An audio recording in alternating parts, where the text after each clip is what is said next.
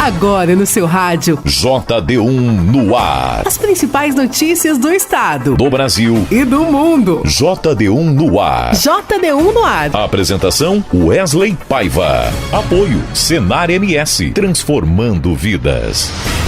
Olá, quarta-feira, dia 21 de agosto de 2024. A partir de agora aqui no seu rádio tem o JD1 no ar, comigo Wesley Paiva apresentando as principais notícias aqui do estado, do Brasil e do mundo. Em parceria com 32 emissoras de rádios FM em Mato Grosso do Sul, o JD1 no ar tem o apoio do Senar MS, Transformando Vidas. Destaques do dia. Represa que rompeu no condomínio Nasa Park estava irregular e já havia sido notificada. Já o governador Eduardo Riedel apontou à imprensa que antes de acusações e julgamentos, uma avaliação técnica precisa ser feita na área atingida. Corumbá e Naviraí foram alvos de operação contra crimes sexuais de crianças e jovens na internet. O trânsito da rua 14 de julho será fechado aos finais de semana para dar apoio à vida noturna da capital. E à espera de frente fria, Mato Grosso do Sul enfrenta calor extremo nesta quarta-feira. JD1 no ar. Previsão do tempo. Mato Grosso do Sul segue enfrentando calor extremo dia após dia e hoje, quarta-feira, não será diferente. Isso porque a tendência é que as temperaturas continuem próximas aos 40 graus e a sensação térmica ultrapasse essa marca em algumas cidades. Porém, ainda nesta semana, o sul mato-grossenses irá ganhar um refresco, pois entre sexta e sábado a chegada de uma frente fria muda totalmente o clima e o calor que existe até então sumirá por alguns dias. Enquanto isso não acontece, a previsão do Centec Centro de Monitoramento do Tempo e do Clima indica a continuidade de tempo firme com sol e poucas nuvens. As condições meteorológicas previstas de tempo estável ocorrem devido à atuação de um sistema de alta pressão atmosférica que favorece o tempo quente e seco. Junto a isso, esperam-se baixos valores de umidade relativa do ar entre 8% e 20%. Em relação às temperaturas, são previstas mínimas de 22 e máximas de 38 graus para as regiões sul, leste e sudeste. Já na região pantaneira e sudoeste, esperam-se mínimas de 26 e máximas de 41 graus. Para as regiões norte e bolsão, esperam-se mínimas de 22 e máximas de 41 graus. Já em Campo Grande, são esperadas mínimas de 25 e máximas de 38 graus. JD1 no ar. Agro. E agora aqui no JD1 no ar tem as principais cotações que movimentam o nosso mercado agropecuário, começando com a arroba do boi gordo, que está cotado no dia de hoje a R$ 224,50. Já a arroba da vaca gorda hoje está cotado a R$ 215. O milho seco saca 60 quilos cotado a R$ 49,00 e a soja em grão saca 60 quilos cotado a R$ 117,00. Essas foram as principais cotações do mercado agropecuário de hoje, quarta-feira. JD1 no ar. A Prefeitura de Campo Grande decidiu que fechará a rua 14 de julho aos finais de semana, entre as 19 horas e meia-noite, para dar apoio à vida noturna. Na via, que revitalizada ganhou calçadões para atrair a clientela do comércio, já existem 4 bares abertos e um quinto será inaugurado em breve. Os empreendimentos passaram a atrair muita gente que ocupam calçadas, mas também parte da rua. Por isso, a administração municipal decidiu que no período noturno, a 14 de julho, ficará fechada para o trânsito entre a Rua Marechal Rondon e a Rua Antônio Maria Coelho. As ruas transversais permanecerão abertas para o tráfego em linha de ônibus. A ideia foi apresentada para empresários que estão investindo na noite durante uma reunião que aconteceu no final da tarde de ontem em um hotel no centro. O projeto é inicial e fará mudanças necessárias de acordo com a experiência. JD1 no ar. JD1 no ar. O presidente do Banco Central, Roberto Campos Neto, afirmou durante evento promovido pela BTG Pactual em São Paulo, na manhã desta terça-feira, dia 20, que caso seja necessário, continuará a subir os juros no Brasil. Campos Neto afirmou que o colegiado sempre vai perseguir a meta de inflação e reiterou que nunca viu um espírito de equipe tão bom no Banco Central como nas últimas reuniões. Ele ainda reconheceu que economistas, ele incluso, têm errado nas projeções de crescimento e que a economia brasileira demonstra sinais de força, com as previsões de crescimento do Produto Interno Bruto, PIB, se aproximando de 3%. Campos Neto também citou que é necessário ter cautela diante da volatilidade global e das incertezas nas relações econômicas entre Estados Unidos e China. JD1 no ar. JD1 no ar. Após acordo entre o Legislativo, o Executivo e o Judiciário, o anúncio das regras para as emendas parlamentares devem sair em 10 dias. Representantes dos 3 poderes voltarão a se reunir para definir critérios que garantam a transparência e a rastreabilidade dos recursos. Os detalhes na reportagem de Alexandre Campos. Em entrevista coletiva, o presidente do Senado, Rodrigo Pacheco, afirmou que muito provavelmente o Congresso Nacional deve votar uma proposta de emenda à Constituição com regras para garantir a proporcionalidade dos recursos discricionários do orçamento que caberão ao Executivo e dos que são definidos pelos parlamentares por meio de emendas individuais, de bancada e de comissão.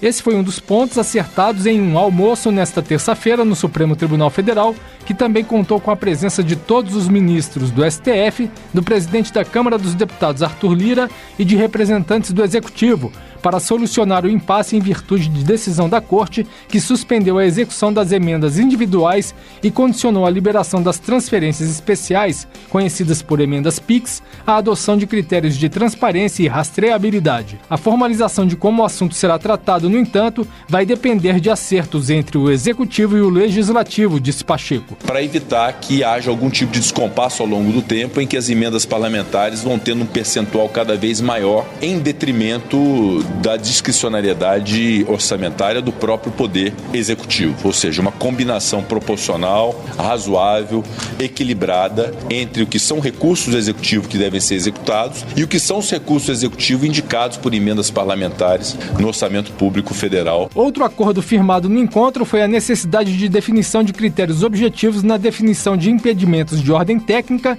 para o pagamento das emendas individuais.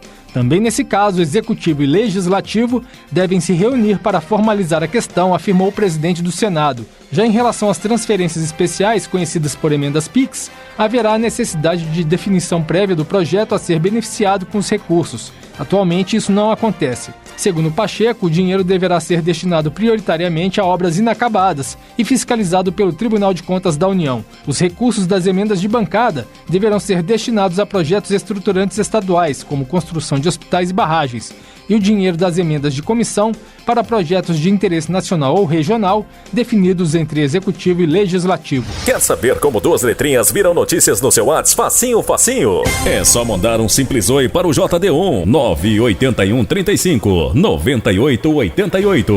Nossa, até o nome não é fácil de lembrar. Cadastre 981 35 98 88 no seu WhatsApp e escreva apenas Oi. As principais notícias de Mato Grosso do Sul, do Brasil e do mundo bem aí, Na palma da sua mão. Deu oi, virou notícia. JDUnoticias.com JDUnoticias.com JDUnoticias.com. A notícia no seu celular. E da nossa central de jornalismo, a repórter Sara Chaves tem mais notícias que estão em destaque no portal JD1. Olá, ouvintes do JD1 no ar. Um ciclista de 85 anos, identificado como Dauro Ribeiro, morreu no Hospital Beneficente São Mateus, em Carapó, após ter complicações em razão de um acidente de trânsito que sofreu próximo à segunda companhia independente da Polícia Militar. O acidente aconteceu nas primeiras horas da manhã de segunda-feira, quando a vítima trafegava de bicicleta pela rua José Bonifácio e, ao passar pelo cruzamento com a rua Duque de Caxias, acabou sendo atingido por um ônibus escolar. Segundo informações do site Carapó News, o Corpo de Bombeiros resgatou o idoso inconsciente no local. Diante da gravidade do acidente, ele não resistiu e morreu horas depois no hospital em Carapó. Duas cidades de Mato Grosso do Sul foram alvos de operações contra crimes sexuais de crianças e jovens através da internet nesta terça-feira. Em Corumbá foi cumprido o mandado de busca e apreensão expedido pela Vara Criminal da comarca, que resultou na apreensão de mídias com conteúdo digital de crimes sexuais. O material deve ajudar a identificar os demais envolvidos na rede criminosa. Já em Naviraí, foram deflagradas as operações Anti-Rajada e Guardião da Puridade, direcionadas à repressão de crimes de abuso sexual infanto-juvenil por meio da internet, que culminou na prisão em flagrante de uma pessoa que estava em posse de um celular com informações relacionadas à investigação. Além disso, 2 crianças foram resgatadas em Naviraí e novas operações podem ser deflagradas a qualquer momento contra os crimes sexuais infanto-juvenis. A barragem da represa do condomínio NASA Park, em Campo Grande, na saída para Jaraguari, rompeu na manhã de ontem e interditou a BR-163 no quilômetro 500. Em razão da situação na rodovia, a CCR-MS Via iniciou um plano de contingência para a segurança não apenas da BR-163, mas também em relação às casas e áreas rurais próximo ao local, que ficaram cercadas por barro. De acordo com o Corpo de Bombeiros, a barragem estava irregular e sem o certificado da instituição. Uma equipe irá verificar a situação e quais quesitos se encontram irregulares. Moradores chegaram a ficar ilhados no condomínio e o governo de Mato Grosso do Sul, por meio da AGESU, informou que está oferecendo suporte completo para o desvio de veículos em rotas alternativas.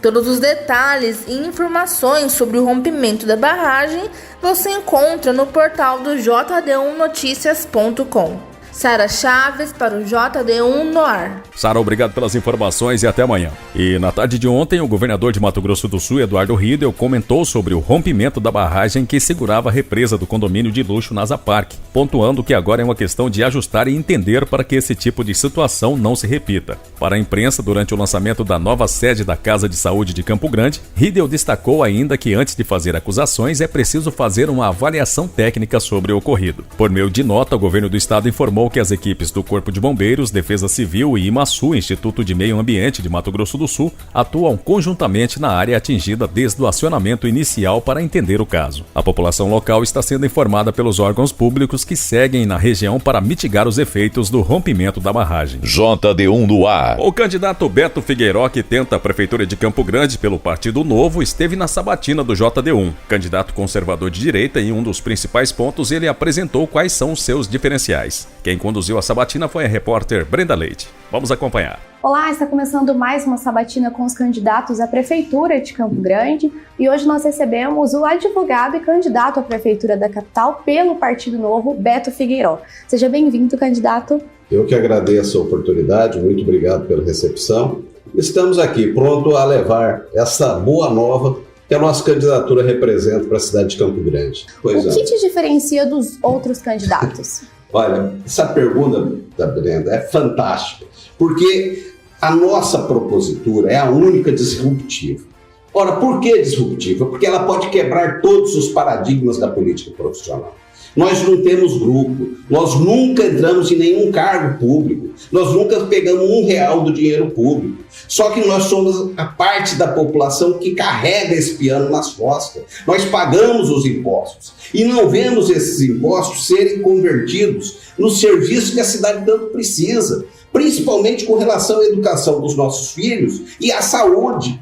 Ora, o projeto de prefeitura virou um projeto de umbigo, projeto desses grupos políticos de perpetuação do poder. E nós estamos aqui para combater isso. Afinal de contas, somos nós que carregamos essa carga tão grande dos impostos. Eu penso, Brenda, que o homem público, ele primeiro tem que usar o terço da vida dele primeiro para se preparar. O segundo terço para organizar suas finanças e poder cuidar da sua família com liberdade e isenção.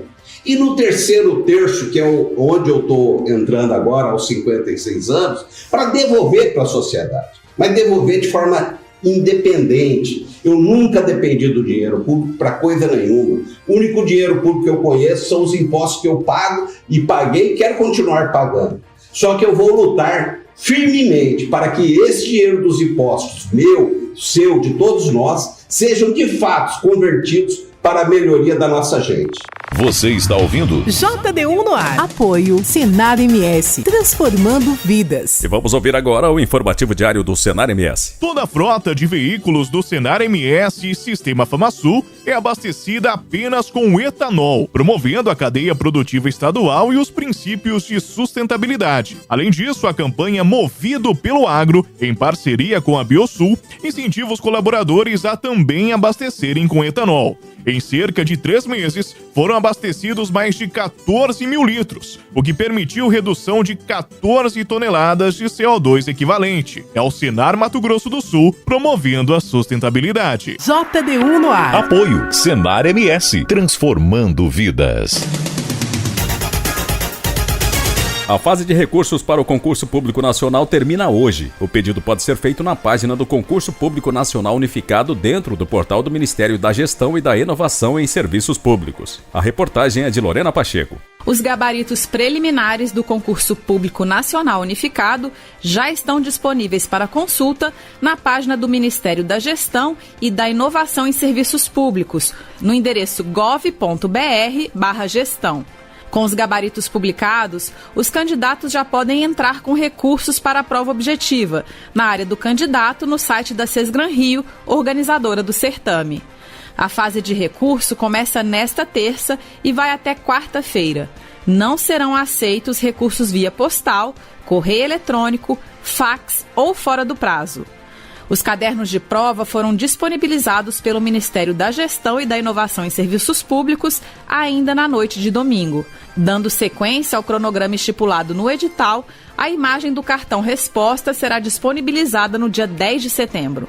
Já as notas finais das provas objetivas e a nota preliminar da discursiva serão divulgadas dia 8 de outubro, com 2 dias para pedidos de revisão das notas da discursiva. Também no dia 8 de outubro será feita a convocação para o envio de títulos pela internet. A divulgação do resultado definitivo da seleção está prevista para 21 de novembro e a etapa de convocação para posse e realização de cursos de formação iniciará em janeiro de 2025. JD1 no ar. Esporte. E agora o repórter Dininho Almeida tem as últimas notícias esportivas. Estamos chegando com os resultados dos jogos de ontem da Taça Comebol Libertadores, Sul-Americana e também Campeonato Brasileiro da Série B e os jogos de hoje. Taça Comebol Libertadores. Um time não é campeão da Comebol Libertadores por acaso. O Fluminense mostrou na noite desta terça-feira que manteve a essência. Apesar das trocas de técnico e alguns nomes, o Flu dominou o Grêmio, abriu 2-0 ainda no primeiro tempo e levou um gol na etapa final, mas garantiu a vaga às quartas de final nos pênaltis 4-2. Thiago Silva abriu o caminho para a classificação com gol de cabeça e liderou a equipe. Arias para o Flu e Gustavo Nunes para os gremistas também marcaram. Fábio pegou as cobranças de Natan e Cristaldo. O rival do Fluminense será o Atlético Mineiro, que venceu o São Lourenço por 1-0 na Arena MRV. O confronto teve momentos tensos, com o Galo encontrando muitas dificuldades para criar. O gol da vitória foi marcado por Bataglia no segundo tempo. Por ter feito a melhor campanha na fase de grupos, o Galo fará o jogo de volta contra os cariocas em Belo Horizonte. No outro jogo da noite, o Colo-Colo venceu o Júnior Barranquilla por 2-1 e também se classificou. Oitavas de final da Libertadores que continua hoje. O The Strongest enfrenta o Peñarol. O River Plate recebe o Talheres e o Palmeiras enfrenta o Botafogo no Allianz Parque a partir das 20h30.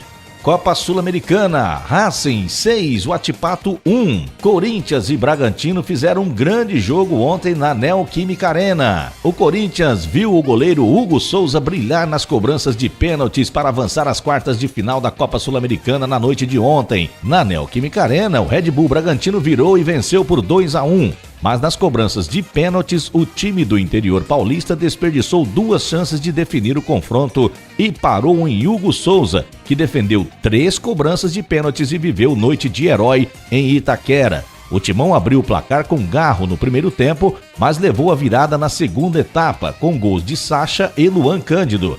Nas penalidades, Garro, Bidu, Pedro Henrique, Wesley e Gustavo Henrique converteram para a equipe corintiana. André Ramalho e Rian erraram. Do lado do Bragantino, Sacha, Evangelista, Luan Cândido e Thiago Borbas acertaram. Mas Gustavinho, Douglas Mendes e Guilherme Lopes perderam as cobranças. O Corinthians agora aguarda o vencedor do confronto entre Fortaleza e Rosário Central para conhecer o adversário das quartas de final da Sul-Americana. A partida de volta será hoje, às 19h, no Castelão. Cearenses e argentinos ficaram no empate no jogo de ida, disputado na semana passada.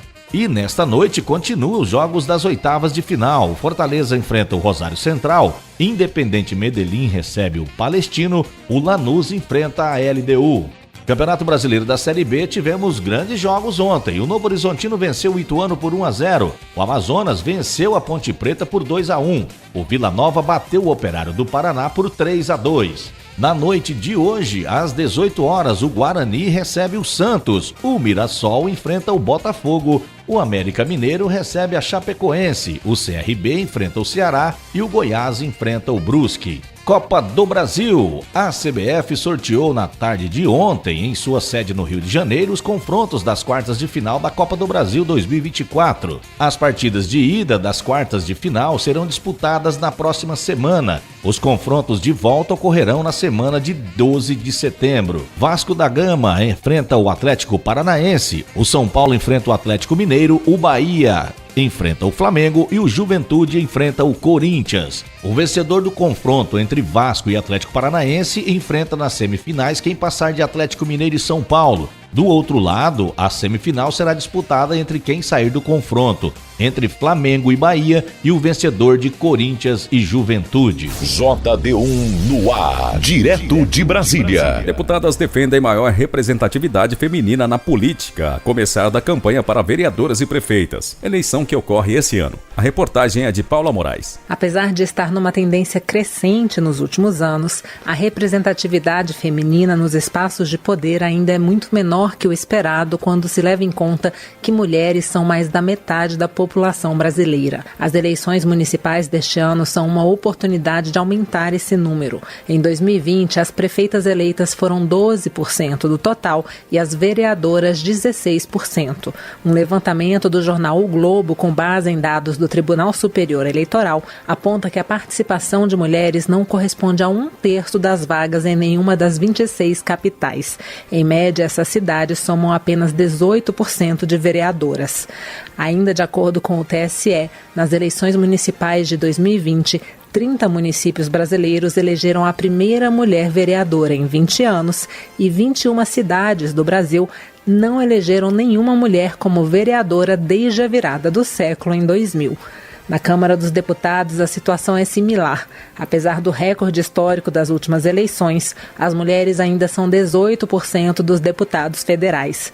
Segundo o ranking da União Interparlamentar, organização que reúne 193 países, o Brasil ocupa a posição de número 135 na participação de mulheres no parlamento. A Câmara já aprovou uma proposta que assegura ao menos uma vaga para as mulheres nas mesas diretoras da Câmara, do Senado e das comissões de cada casa. Agora o texto ainda precisa ser analisado pelo Senado. Procuradora da Mulher na Câmara, a deputada Soraya Santos, do PL do Rio de Janeiro, defende a necessidade de mais mulheres pensando e votando propostas que mudam a vida da população. Reparem, quando o assunto é mulher, dignidade da pessoa, do idoso, da criança, as mulheres correm para o plenário que elas são suprapartidárias. O câncer não conhece partido, a saúde da mulher não conhece partido. E isso é uma característica. Nós podemos ser economistas, ser da bandeira da educação, cada uma ser de uma bandeira, mas na hora que envolve isso, questões humanas, gente, é bonito de ver.